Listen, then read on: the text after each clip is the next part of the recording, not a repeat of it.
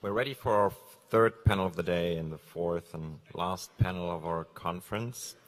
It's called Facing the Challenge, an approach towards productive methods and narratives to face extremism and the disintegration of Europe. It's a rather dark title, but we'll try to lighten it up a little bit. Please welcome our moderator, Martin Ehl, distinguished journalist from the Czech Republic.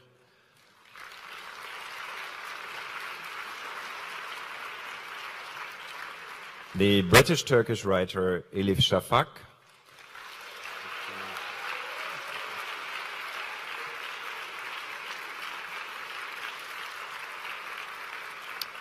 And the flamboyant philosopher Slavoj Žižek.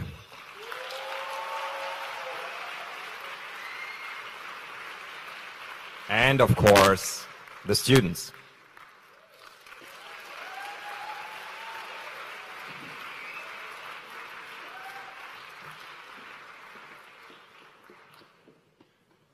Good afternoon. Good afternoon.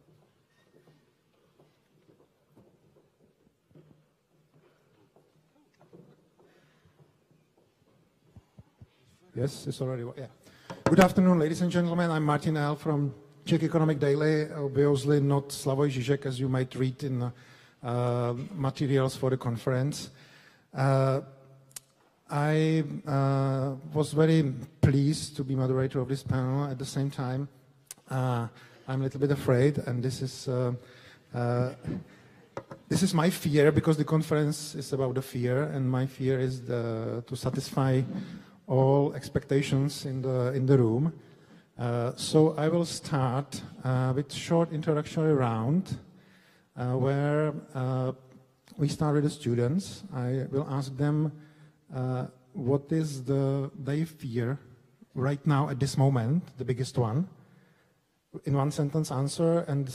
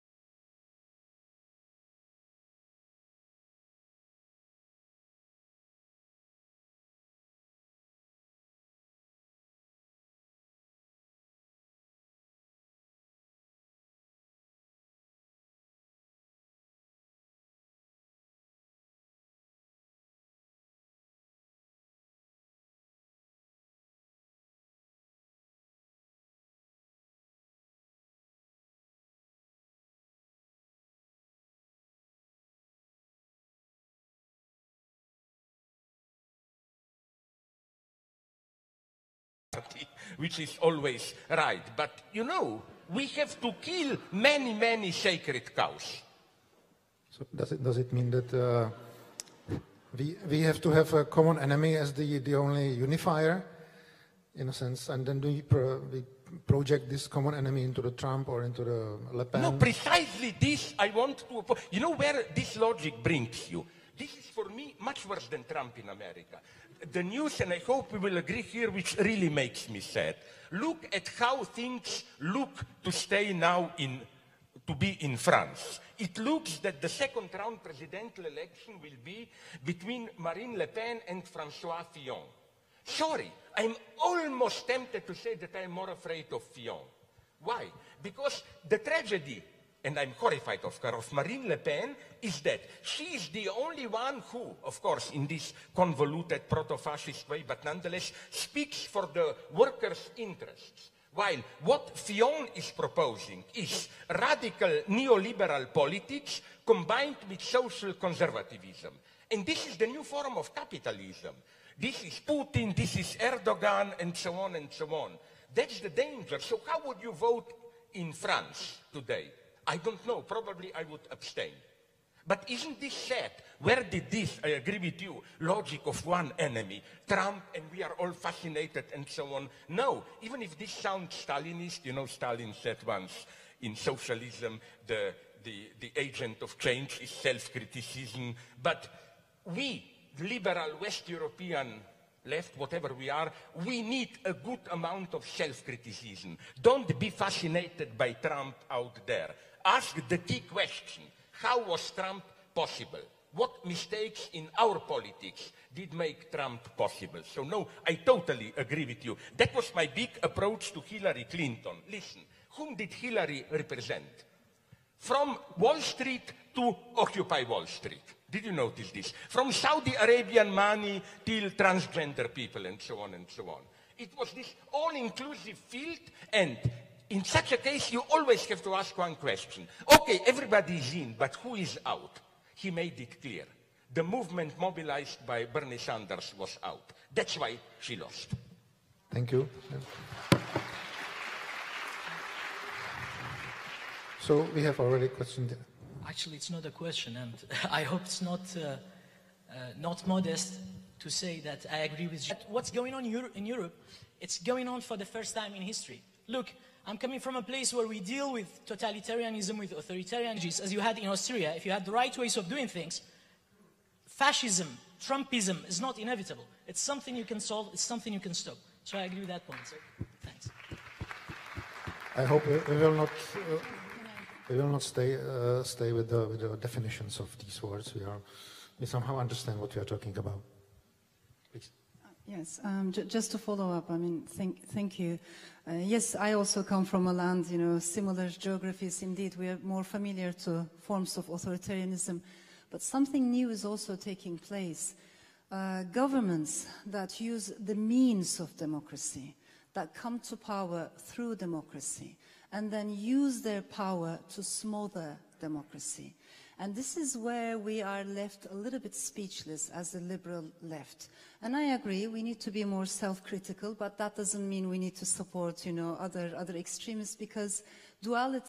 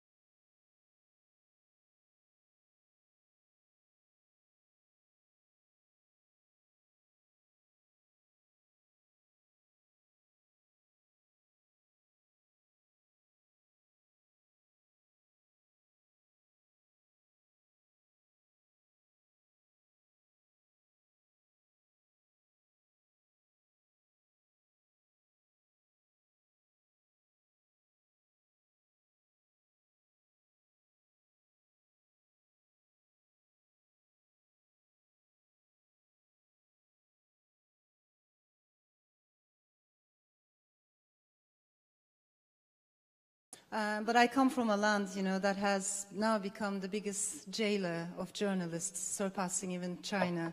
There are more than 140 journalists in Turkey's prisons today. There are intellectuals, editors, cartoonists, linguists, writers, you know, all of them have been imprisoned just because of their views of something they said critical.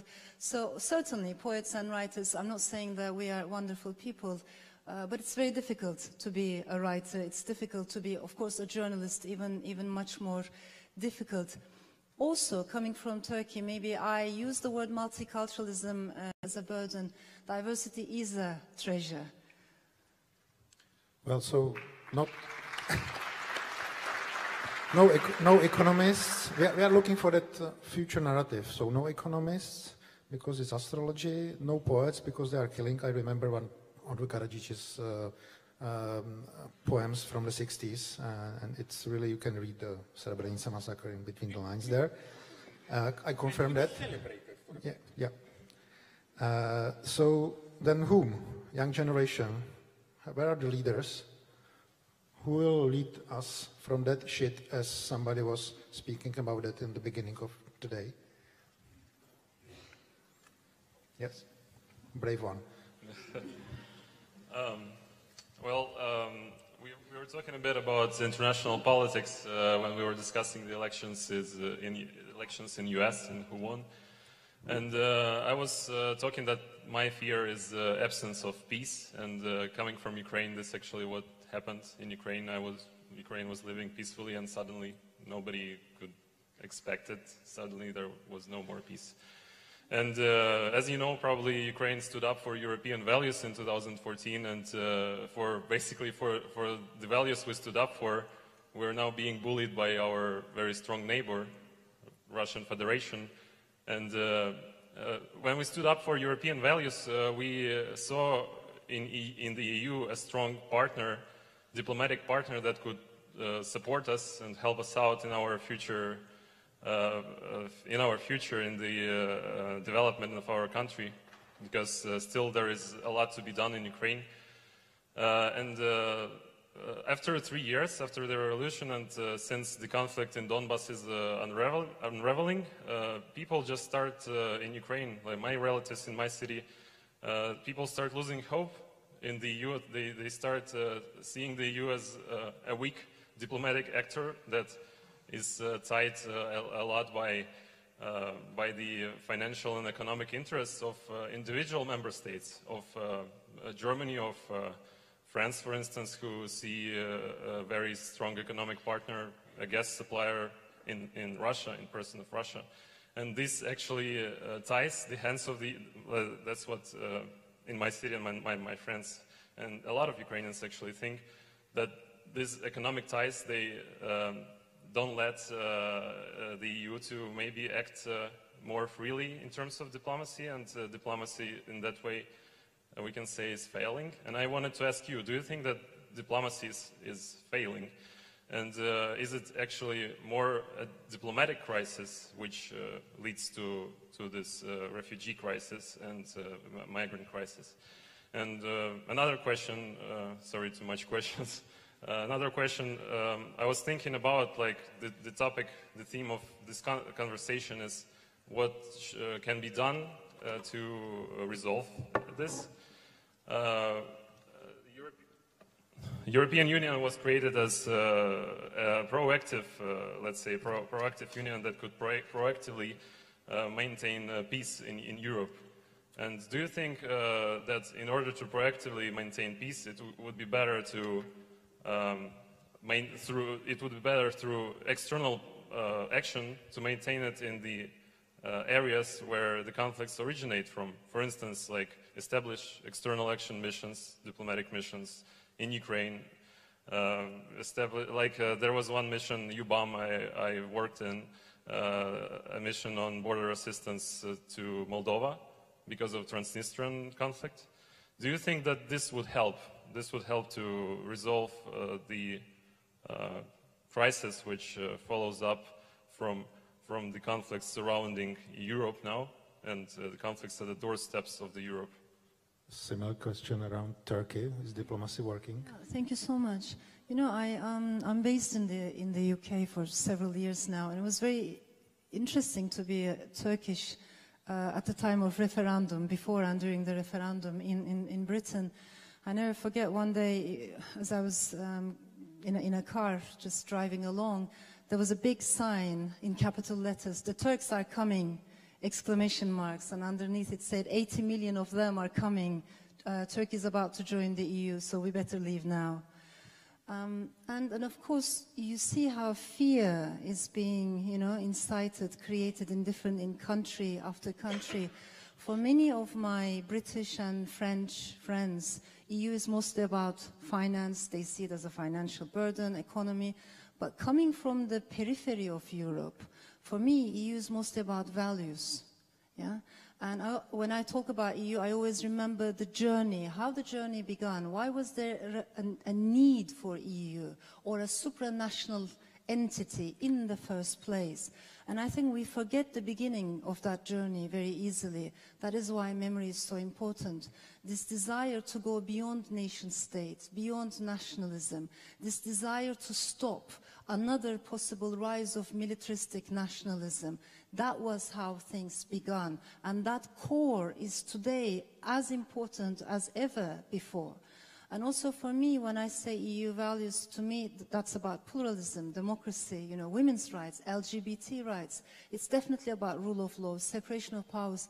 This is how I see Europe. And in that regard, I never want Turkey to walk away from Europe. So it just makes me very scared, to be honest, or worried when I hear Turkey's ruling elite saying, you know what, it doesn't work anymore, now we should walk towards Russia, towards Pakistan, now we should talk about Shanghai Five. All members of Shanghai Five are completely non-democratic. So there are new attempts to create alternative blocks elsewhere. People are losing their faith in democracy, liberal democracy, but also Europe as an ideal. And I think this is something that should concern all of us. Overall, I am worried that we live with an illusion, the illusion that sameness will bring safety. This is just an illusion. There is no such thing. But this is what they're selling us. And I know, I can hear your disappointment coming from Ukraine. I share similar disappointments. We feel, especially people who are liberals, Democrats, leftists from such difficult territories, I think we feel very much forsaken or abandoned. And we have to remind Europe of our importance as well.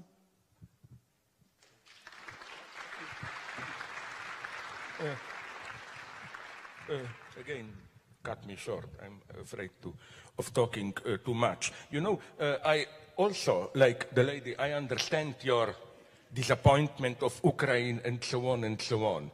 But although, again, I'm very much against Putin regime, I don't know if it was published in Turkey. When I was attacked there by some Erdogan people, I even proposed a formula for a new leader emerging. I did a kind of a Freudian Verdichtung, condensation of Putin and Erdogan. I proposed the term Putogan, because they are very similar. That's for me the paradox, kind of a wild democracy. Okay, but what I'm saying is nonetheless, I'm still obsessed with self-criticism. I don't know how it goes in Ukraine, but I was pro-Ukraine, although in my very vicious way. For example, when I noticed after Maidan Square demonstrations, statues of Lenin being torn down, I agree with it because obviously Lenin was the symbol of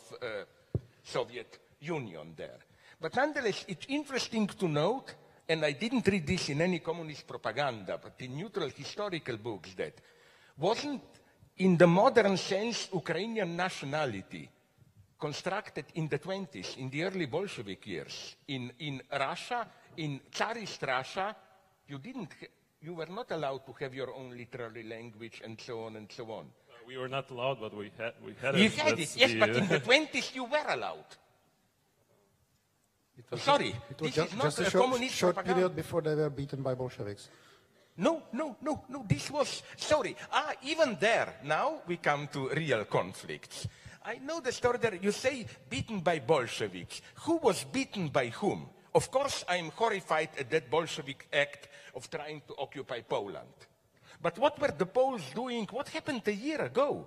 Poland tried to take all of Ukraine and so on. They occupied Kharkov. Nobody was clean there. So don't present it as if poor Poland, oh, evil Bolsheviks attack. The least you can say about Lenin, I know his political horrors and so on, is that he took national sovereignty very seriously. He gave, okay, but let's not get lost in this. What I wanted to say is more important thing. When you say European values, but what we have to be very precise here. What do we mean by European values? Which European values? When you say democracy, I see a serious limitation of democracy, and this is not some Marxist trick. My God, intelligent conservatives know this. I claim, to provoke you, democracy really works only in the states where you have some kind of a basic cultural, ideological homogeneity of a population. I'm not saying the only choice is dictatorship. I'm saying already you see the problems in Canada when you have, and they are still culturally the same, French and English there, but the moment you have radical cultural, ethnic differences, democracy has to be supplemented by some kind of negotiation or whatever. It doesn't work all the way. Then, when you said we stood for European values, where for me, although I was lynched by many leftists for being allegedly Islamophobic, which I am not, but I'm claiming, okay, it's a provocation, not to you as more to some others. Okay, we have now a test of European values. How do you stand against refugees? For me, the moment you say, no, refugees are from outside, different culture, we never... For me, this is not just racism. This is against the fundamental European values.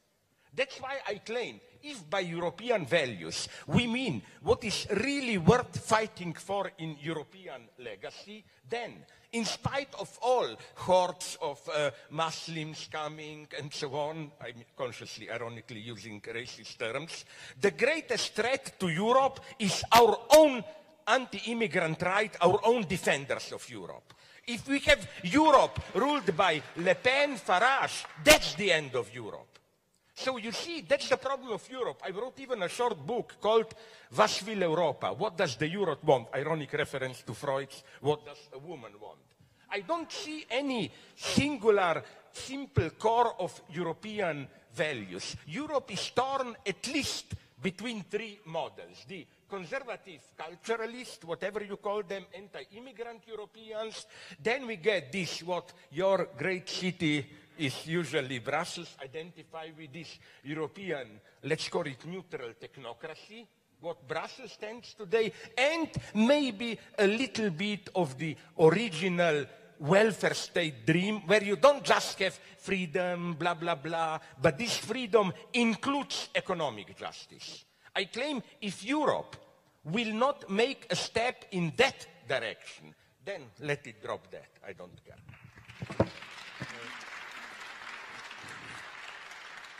Short note on refugees, then we have a question from the students.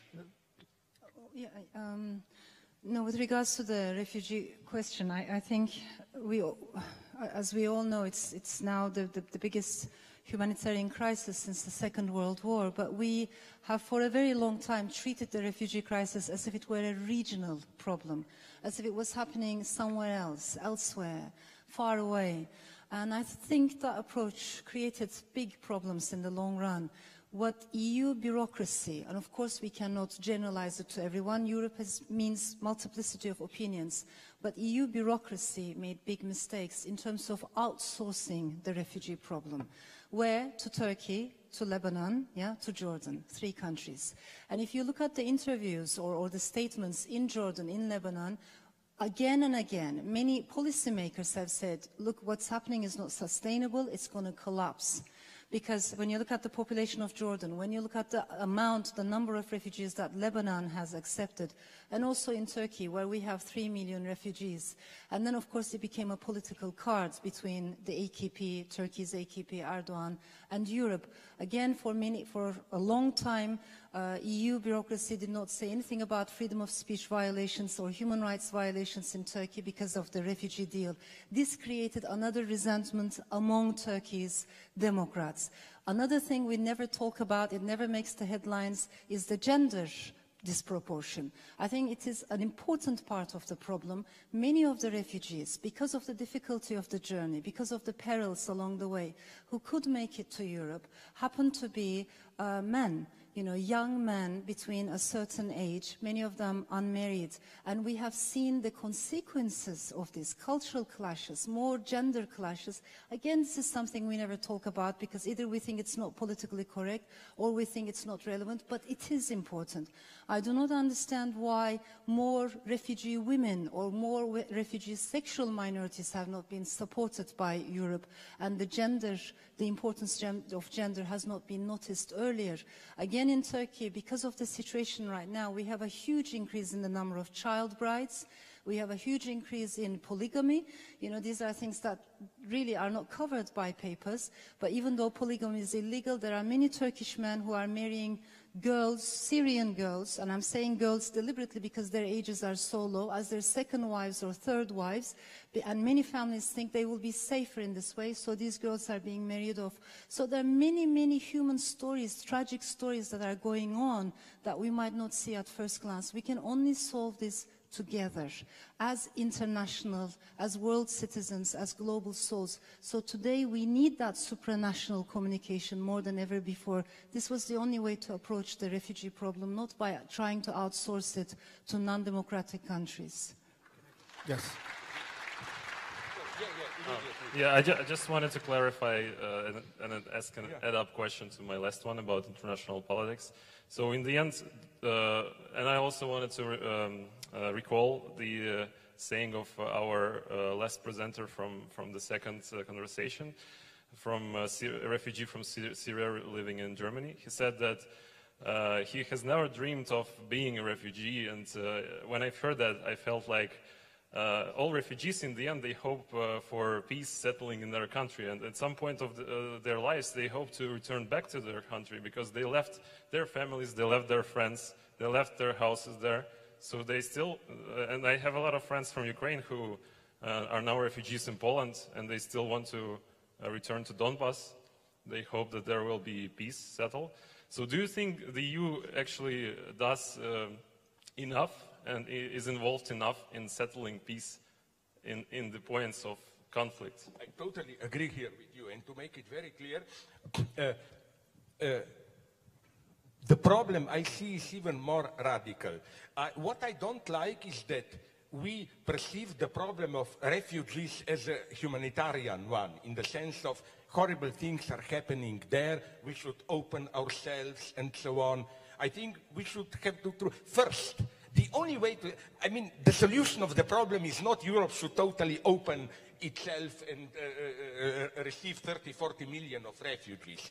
The solution is to, although it sounds pathetic and abstract, to attack the causes. The first thing to do as Western European, but even more as Russian American, is to ask, where does this wave of refugees come from? If Europe were not to intervene in Libya, if United States were not to attack Iraq, Syria, if there were not to be a Syrian war, which is a pure proxy war. Let's be serious. Syrian war is not, from what I can judge, a Syrian stuff. Syria is a stage for other big states to fight geopolitical struggles there and so on. That's where we have to attack the problem.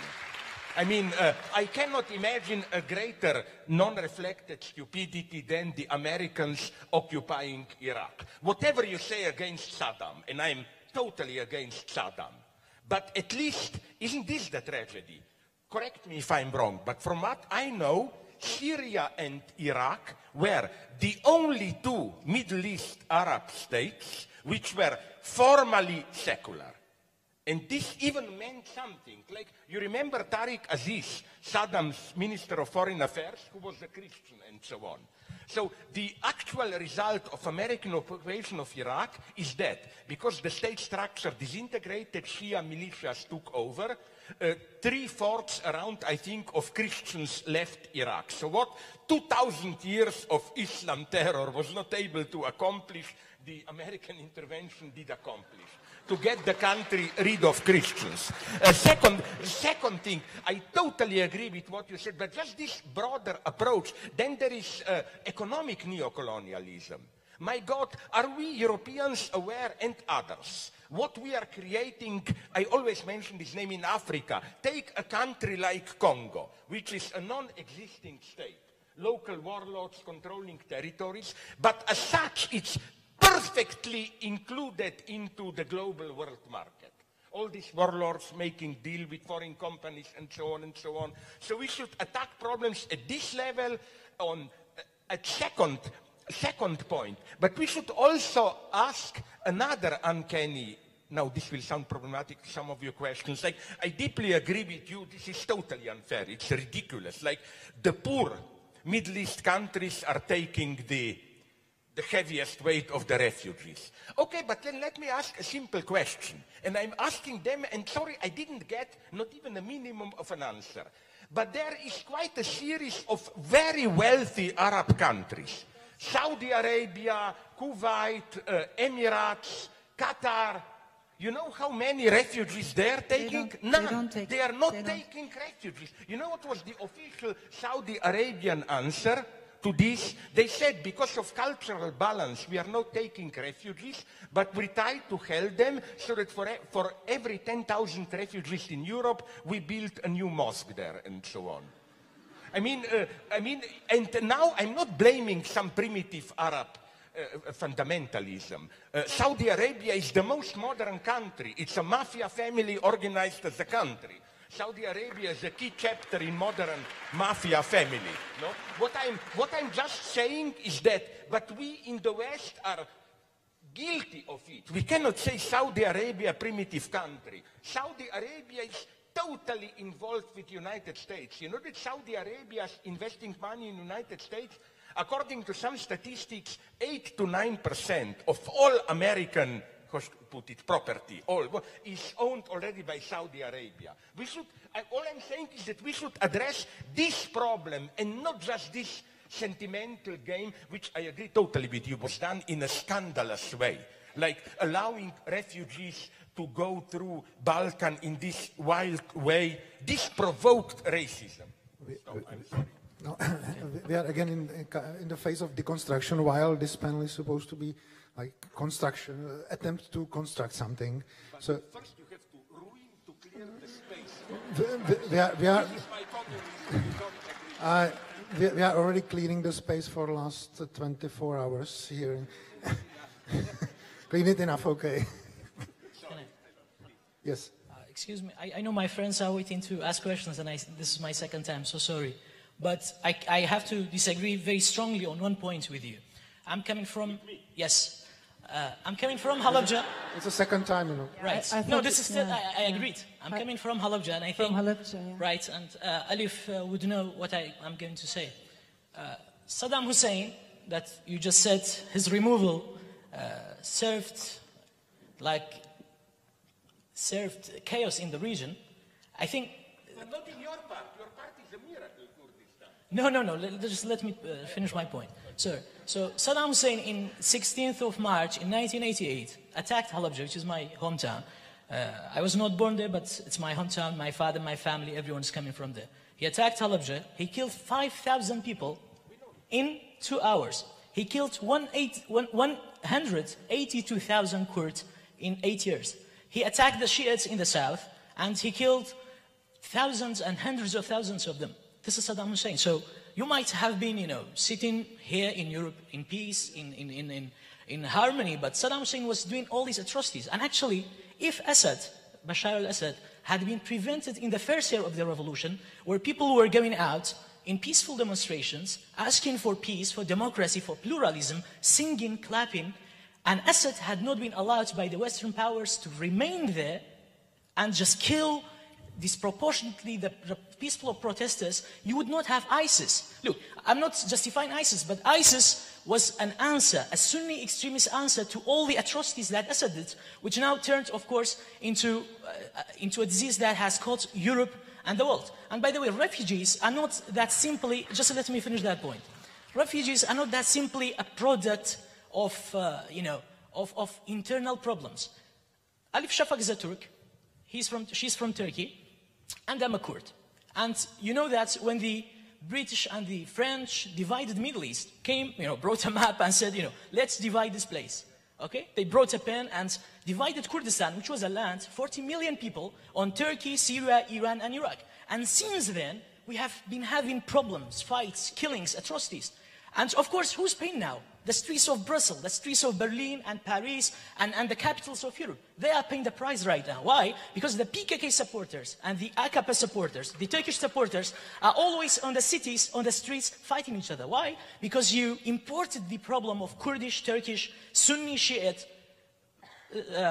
problems, but they are not internal. Because in a way, Europe created it. Europe went there, created the problem. Now you have these refugees from there coming here and exporting their problems to Europe.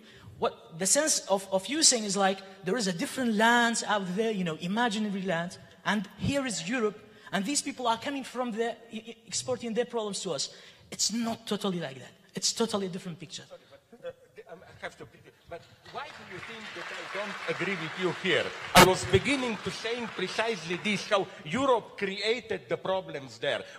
And I totally agree. Only one thing I would have added, when you said Saddam bombed Kurds. I totally agree. I would just have added with even more than silent tolerance from United States.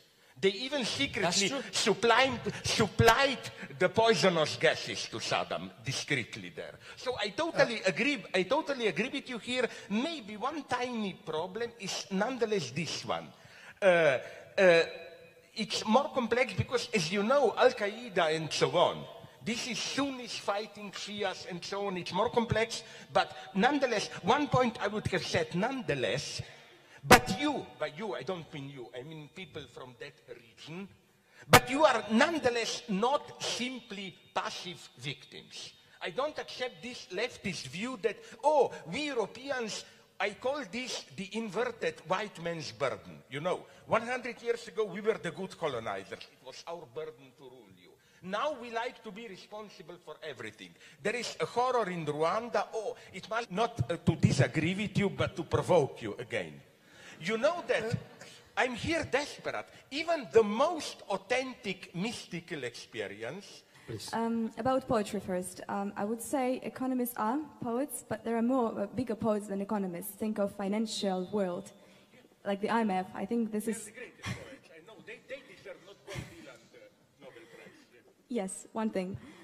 Next one, about mystification. Oh, this is the same question. Then what we do about that and what we do about the welfare state, and welfare state dream, and about economic justice. And here we could also look at those who accept refugees. Those people here in the West, the countries that accept refugees and take refugees, but then in Belarus we also do have refugees, unfortunately from the Ukraine. And this is also the experience and something that would unite the EU and the countries outside of the EU, but next to it. And then the question, who would be those people who would construct the new theory of economy, political economy, or who would be the politicians who would be able to unite those things that can be united? Are those economists? And if they are, what do they read? I know one very interesting personality who has died, but who actually wrote a lot that already united the peoples. He is Karl Marx. Is this the person to read and think of? Someone who would be the new foundation for the East and for the West? That's an open question. I don't know. Is historical materialism an option for us for future? I'm afraid we already tried. Yes, but I stopped. Yes. Thank you. I mean, maybe to start from the last question, it's so ironic, isn't it? I mean, we live in the age of information, and I think one of the things we forgot to say is, I don't know. You know, when was the last time any one of us used the sentence, I don't know? Because we know a little bit about everything and anything, and if we don't know, we can just Google it and we have the necessary information in a split second. But what that does to us is we start to confuse information with knowledge, and then knowledge with wisdom. I think these things are completely different. We have a lot of information, but less knowledge and very little wisdom. Wisdom also requires emotional intelligence. You know, all of them need to be together. One of the problems we're facing is we are, of course, far too globalized. We thought decades ago there was such optimism that with the effects of globalization we would all become a big global village. There would be no more national boundaries. Thanks to the circulation of capital and technology, everybody would be so integrated that nationalism was going to disappear, religion was going to disappear. None of that happened. In some parts, you know, we did become, of course, more interconnected, but today we are facing a huge rise in nationalism, religiosity, populism. Everything that we thought we had left behind is now coming back. My worry is when we try to deal with so much complexity, we have experts who focus only in one area. So you have financial experts who mostly read on finance. We have political experts who only read on their own particular terrains. But we have very little public intellectuals who try to bring together different disciplines, you know, different forms of knowledge, and also emphasize wisdom. In my opinion, it's not a coincidence that it's blocking views that do not necessarily agree with you. I don't like cultural boycotts. I don't like safe spaces. We need to hear people who do not necessarily agree with us. You mentioned this need for safe spaces. I'd like to connect that to the very feeling of Angst. We haven't really talked about, Angst and what it, like how it functions.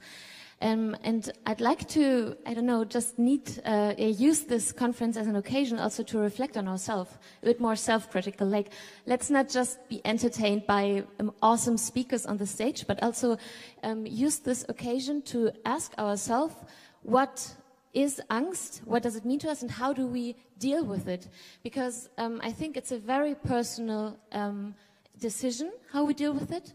And it's just up to us to decide if our life, our professional, our personal life is driven by Angst or not.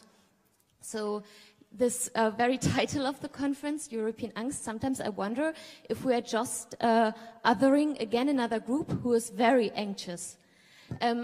Because I think it's a deeply human feeling, everybody of us is anxious. So we should also be self-critical, asking ourselves how it works within us. And just maybe use this minute because, for example, are we looking for a comfort zone?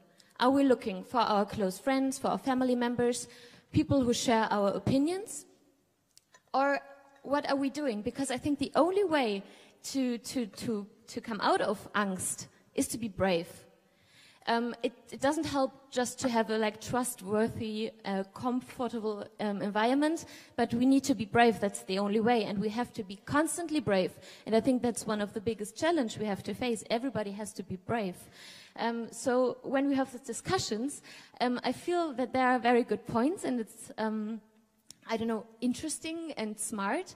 But sometimes I miss the inspiration to be brave and other people who encourage me to be brave as well. And for me, for my life so far, the EU was a project where I thought it would be worth it to be brave for. Every time there are challenges we are facing, we should, it's nicer to be brave together, right? But in a smart way. Not in an ignorant or naive way, but in a caring way, in a proactive way, in a self-critical way. So certainly, I am not looking for a leader where I say, well, he might be a good solution for me, so I just him take care of it. But to find new ways to be brave together in order to fight the Angst, and not just to exclude a group of our population who is very anxious, apparently, but we are not, obviously. Thank you very much.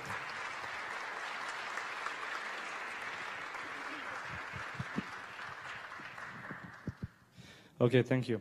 So I would like to ask the question to the panelists really concrete. So what would you do in order to build on your question? What would you concretely do, like minimum 2 suggestions in order to fight populism and extremism, which is leading to radical actions in Europe? And in order to be fair, I have to give my opinion very shortly. I think one of the problems may be the education, but not the only higher level education, but as well as primary and secondary education, which is a lot influenced.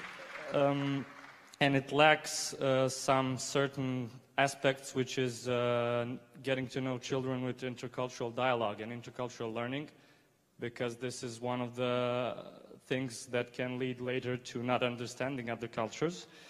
And the second thing I would say here, never forget that there are countries which dream of some standards in Europe, meaning here on enlargement countries as well as the Balkans, as well as the neighborhood countries and further on. And the third point would be that how to think about the economic crisis, because it is also hardly influencing on extremism and so on. The lack of money, job opportunities for young people, and as well combined with not good edifice of quality education, especially in primary and secondary schools. So this is, I think, something that is really important, and we should think about that. Yeah.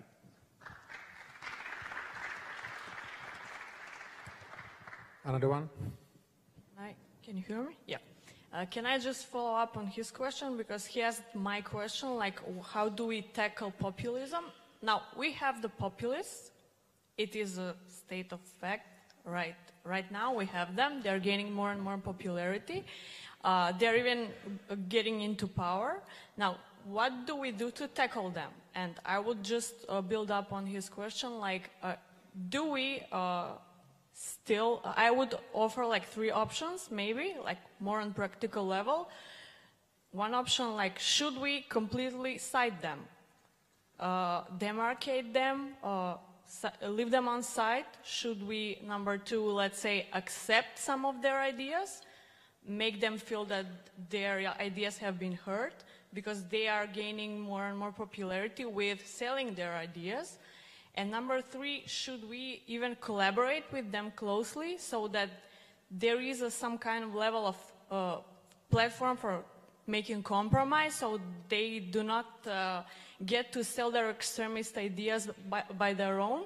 And my general question, like the big one, like, how do we overcome this European angst that it's like being sold to us by the populists now here in Europe?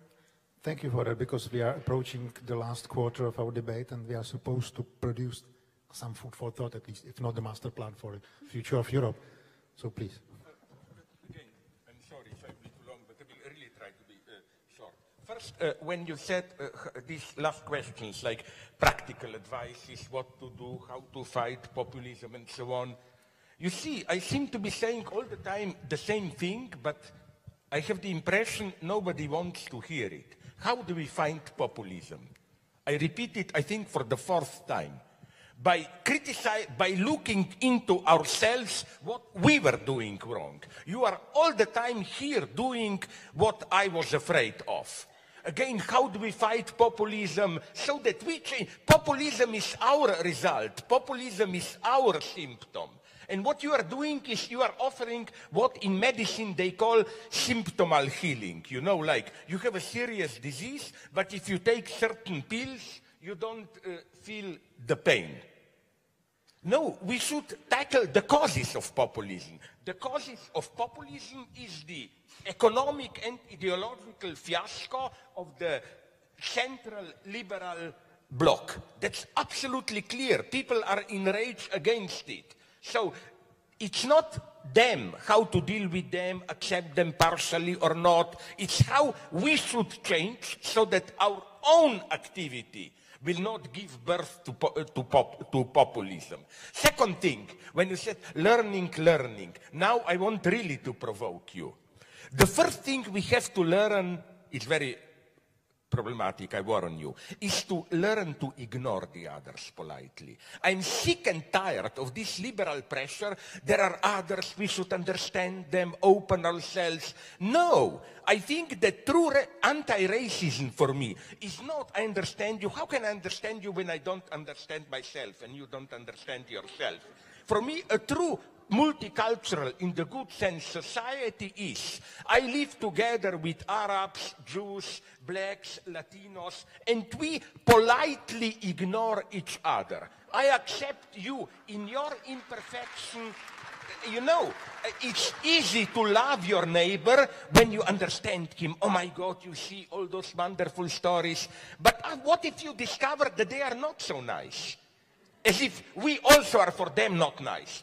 The single most stupid statement that I remember, for this in my Stalinist state you would be shot immediately, is to say, there are no enemies because enemy is only someone whose story we were not ready to listen to. Sorry? Good to learn. So Hitler was our enemy because we were not open enough to listen to. No, there are real enemies. And the more you study them, the more closer you understand them, the more you learn that they are enemies. So again, my point would be at some point codified distance, a polite distance, because this will be forever probably the situation of most of us. You live with other cultures, you don't understand them. Learn to tolerate them as such. Just quickly so that I go. This was a very nice question. I think, I'm sorry, my confusion, that you raised it to say, I don't know. I say it proudly, I don't know. I cannot give you a list of what is it to do serious one. I only know this. A, capitalism is in a crisis at the level of refugees, ecology, intellectual property. It's approaching a deadlock. And let's face it, the left doesn't really have an answer of an alternate economic system. We don't have the answer yet. The first honest step for me is to admit it. I don't think we have an answer here. So then global capitalism, for me the paradox of global capitalism is precisely that it's global capitalism which perfectly, and this is what we in a racist way, it's not a good term, call capitalism with Asian values. This danger of perfect integration into the world market, but ideologically supplemented by strong, even pseudo-archaic nationalism, and so on and so on. The last thing, I like very much what you said about that we should learn to read anti-intellectualism and so on and so on. But would you agree, now comes the problematic part, that this goes also for the liberal left? What is now going on, for example, in the United States under political correctness? Sorry, it's an authentic left-wing anti-intellectualism, with using even dirty words and so on. I will give you an example here. Yesterday, wasn't he here? Maybe not here, but in another room. Didier Eribon. He was here. You know how he called me? Check it up, Google it. He called me repeatedly in the last month, a couple of times, that me, Slavoj Žižek, that I'm a fascistoid, feuilleton, clown, and so on and so on. The left is also regressing. Don't you think that just the populists are becoming vulgar? And just the last 2 points, they will interest you. First, all the cries that I hear, young generations. Listen, maybe, I hope so. But I certainly don't believe this totally stupid rhetoric that if young people come here, they will have some great wisdom. No, sorry. Sometimes younger generations are more stupid than previous one, and sometimes not. Youth doesn't guarantee anything. The last point, Angst, fear, a beautiful one. I think with a little bit reference to psychoanalysis, we can provide a good formula. That's why I like the term European Angst, because fear is outside. Muslims, whatever you have, nonsense horror. Angst is existential about yourself. What if I don't have it? We have European fear when we fear the others.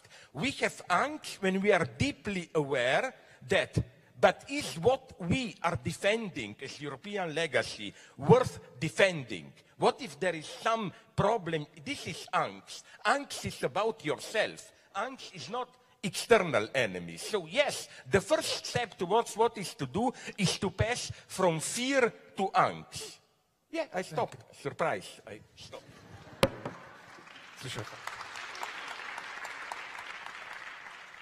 I want to start with a small example.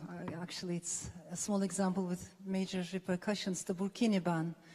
As we all know, there was a horrible, horrible atrocity in Nice, in France, right? So many people have been brutally killed by a truck, by a fanatic truck driver.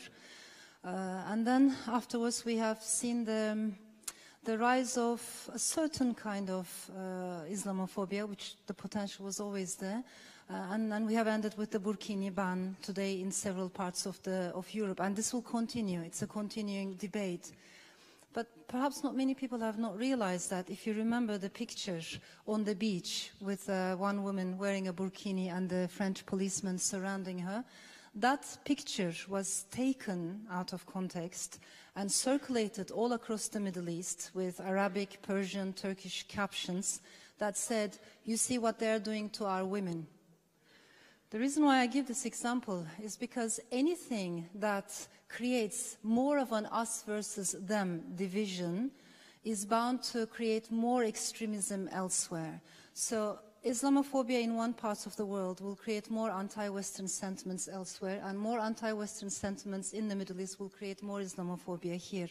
How do we go forward? How do we move forward? I really sincerely believe that we have to break this vicious circle.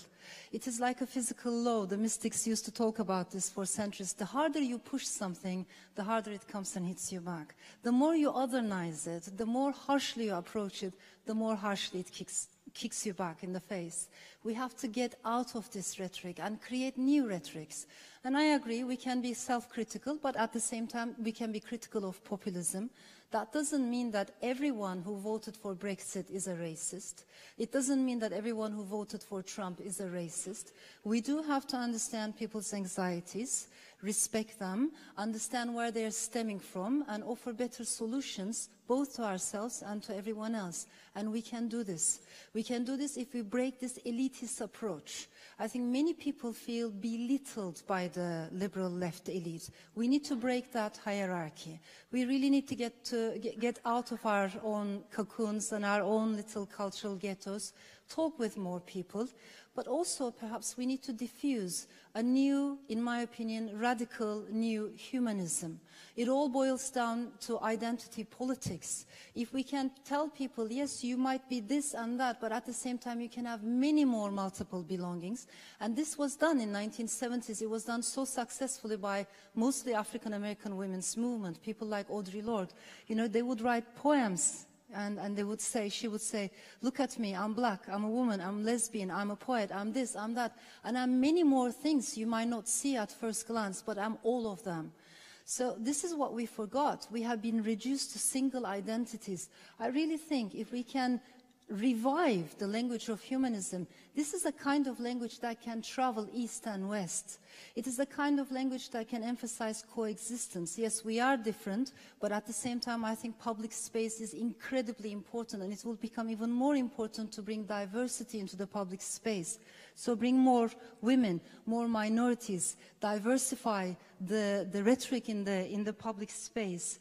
To me, it all boils down at the end of the day to gaps. There are so many gaps, financial gaps, you know, economic gaps, social gaps, but also cognitive gaps. And we have to pay more attention to those gaps. Not many people do that. I do give talks in different, you know, international conferences, and sometimes you have people who are very good at technology. They come with great hopes. They say, we're making so much progress, human life is longer now, we do this, we do that, but they're not paying attention to the gaps, you know, cultural, economic, and cognitive gaps. If we cannot mend those gaps, if we cannot bridge those gaps, no matter how much progress you make in one part of the world, the misery of someone living elsewhere is going to affect our lives here, because we're all interconnected. And I thought we had learned this after 9/11. You know, we have learned that the unhappiness of someone living in Pakistan affects the life of someone living in Canada. So the only way forward is, to me, by reviving a new humanism, by paying more attention to the gaps, to the inequalities, and to remember that we're all of us in this together, not as categories of us versus them, but together. Thank you. We have sorry for that. We have last round of the questions. Yep. Thank you. Or no comments or whatever you want. Yeah, I'd like to take up several points that were mentioned. On the one hand, that self-criticism on the left that is necessary, and also the question of how the left or also the center can connect to the people. And it's an issue that has been mentioned several times, but we haven't talked about it explicitly, and it's the political correctness on the left. And I think that this is a very important issue that we really have to overcome in the future in order to kind of get to the future that we all envision. Because the refusal on many parts of the left to address obvious problems in the name of political correctness, because the left doesn't want to offend anyone, is frankly stupid. Like, being offended is not a valid category in the discussions that we want to have, because our discussions have to be based on facts and on arguments. So if we cannot even raise the question of whether, for example, in many Muslim societies, women are not treated equally as men are, because we are afraid that Muslims might be offended by that, well, then, sorry, I don't care if I offend someone. If that person thinks that that statement is not correct, then the person should come up with facts, with arguments, and try and convince me that this is not correct. If the person cannot find arguments to convince me, well, then my criticism is correct and has to be raised. And if the person is not disagreeing with the statement anyway, well, then the criticism is even more needed. So I think this not addressing obvious problems for the sake of not offending anyone is really something that we have to overcome. Ever more so because on the left it's pretty also like not really logical, because the left is very cautious not to offend certain groups. For example, refugees, or like the groups they kind of want to protect. But on the other hand, they do not hesitate to call right-wing parties fascists. So they immediately throw these words at the right-wing parties, and they do not care if the people who vote for these parties might feel offended. But I mean, in my country, in Austria, 47% voted for a supposedly fascist party. It has been called fascist several times in this conference, and I think this is very wrong to call them fascist. Also because it simply builds up walls that cannot be broken down. Because what does someone think who votes for the right-wing party if the left only calls him a fascist? That person thinks, well, okay, the left doesn't even want to try to understand what I think. They just call me fascist and that's it. So this makes a communication and negotiation of common issues in the society impossible. So my point is simply that we have to overcome this and tackle our problems, populism, extremism, racism, and every enemy we have as European society. Thank you. Mr. Shafak, Madam Shafak, and then you will have a last word. I promise.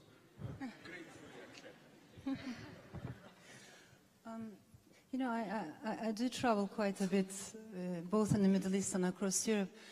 And at the expense of generalization, I want to share with you something that I hear quite often.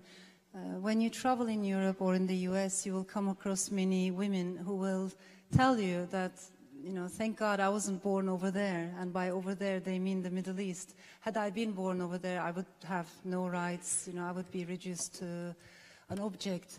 And then when you go to the Middle East, when you go to Jordan, Syria, you can't travel these days, but in the past when I could, or Turkey, then I would hear many Muslim women say, you know, thank God I wasn't born over there. And by that they mean Europe, they mean the Western world. And when you ask them, they would say, well, because I would be reduced to a sexual, you know, identity and I would have no more value. And then when you question them, you know, but how many Jewish friends do you have? How many Christian friends do you have? How many actual, you know, women, American, Canadian, French women you've met? Usually the answer is nil. But they have an idea about the other. And I think this is where the greatest danger lies. On many sides of the Atlantic, we have an idea about the other, and we make very easily sweeping generalizations, forgetting the fact that these are not monolithic entities. There's no such thing as the West. There's no such thing as the East. We need to break this duality in the first place, you know? And when we talk about, of course, I totally agree, we should stop being offended, and freedom of expression should be a central value in that regard. But at the same time, we should be careful about hate speech, especially hate speech targeting the vulnerable, minorities, individuals. I come from a country that has forgotten this many times, so I think hate speech is also important. We have lots of issues to talk about. Definitely political correctness is not helping us, but political correctness is not one of our primary problems. Let's be critical of it, but it's not the main problem. I think we need to be more realistic. We need to understand that populism is on the rise, and populist politicians all throughout history, whenever they came to power, they benefited from power. This is what we need to worry about. Now, they are coming to power by using the means of democracy. They will change the perception of democracy. How are we going to deal with this?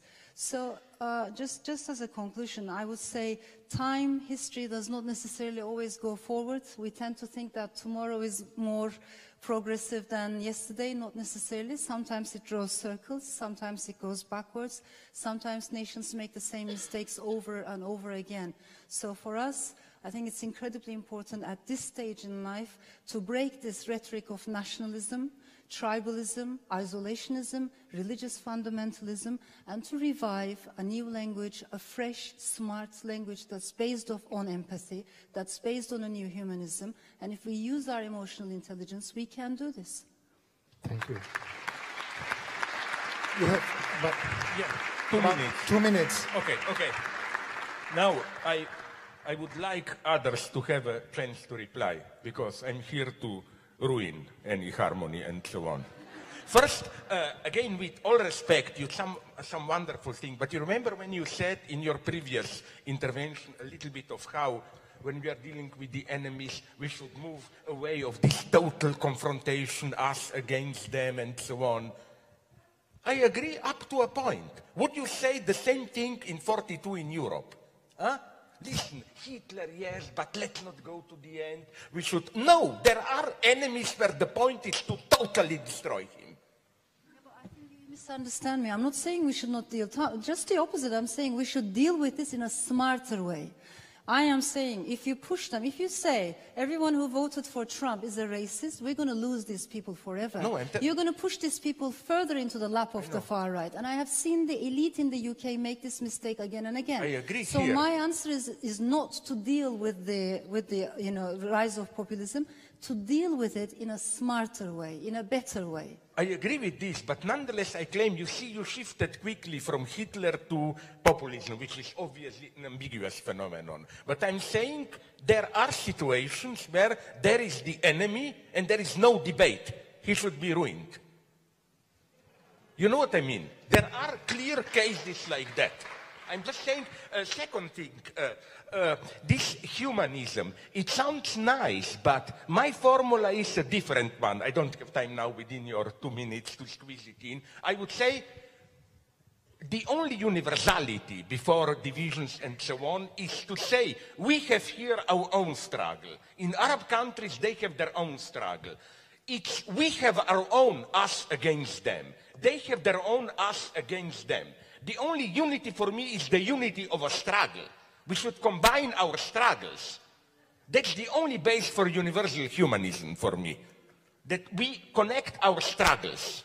The last thing, this politically correct. You took a wonderful example, but would you agree, because I totally agree with you, I could even add another, when you said, or you also very nicely, how this... no, sorry, who said this? I'm confused. That these people who attack the other, but how many do they know of these others? Nil, no one. But you know what's my experience from the United States?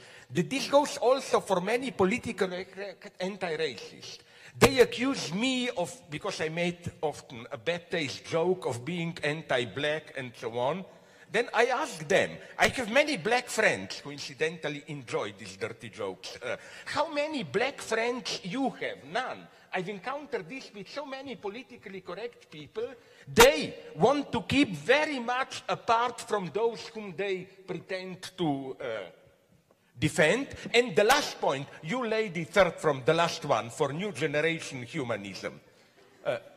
Yes. You know what's my problem? You embodied what I am afraid of. You know in what sense? You said just these general phrases, we, new generations, we should establish. Give me, as the Americans say, when you have a sandwich, where is the beef? So you spoke purely as a politician. We need a new solution, young generation should be involved in this. What you said, the most corrupted politician would totally agree with it. Give me one hint of what you, the ingenious young generation, would have done it differently. Can you give me one tiny idea? Maybe we will get it in the declaration you have prepared. Maybe we will get it in the declaration they have prepared for the last 2 days. Yeah, okay. So? Yeah, my point was young people should participate, become part. The old generation decide for us without us. But they do participate. All racist movement, anti-immigrant, it's young people beating foreigners. Much more than old people. Your generation is among the worst in attacking immigrants. You are already participating. I originally thought that we will end up with something positive. Why? You are still a communist, even if you were not born. Why can't we once finish a debate with, sorry guys, we don't have a solution? Can I say something? Voilà. Okay, sorry guys, we don't have a solution. That's the end of the show of the last today. Thank you very much for the participation. Sorry. That's for the EU officials. They are now supposed to present it, as far as I remember from the program. Sasha, how is it with the declaration? Can I just say something? Sorry. Sorry, you have already said a lot. Sorry. No, it's fine. We have to finish. Sorry, we have to finish. So what I'm going to say is that there is a big difference between politically incorrect and being incorrect. The problem with the people like yourselves is that you say things saying, this is politically incorrect, but I will say it. But the problem is that they're incorrect. For example, when you say the enemy, we have an enemy. And I know you don't go in further details to explain who is the real enemy. But who's the enemy really? Is it Islam? Is it the Muslims? Sorry guys, sorry. It's really for the next 5 hours debate on which we don't have booked this room. I guess that the audience would stay here, but sorry. I think we are doing our the right time thing. is We are over. debating, we are talking, and we enjoy debating. I think it's much better than the last talk where we just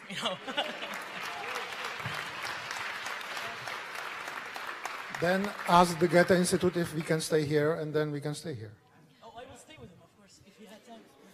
Okay, Sasha, it's up to I you. have a suggestion to make. You can take this outside.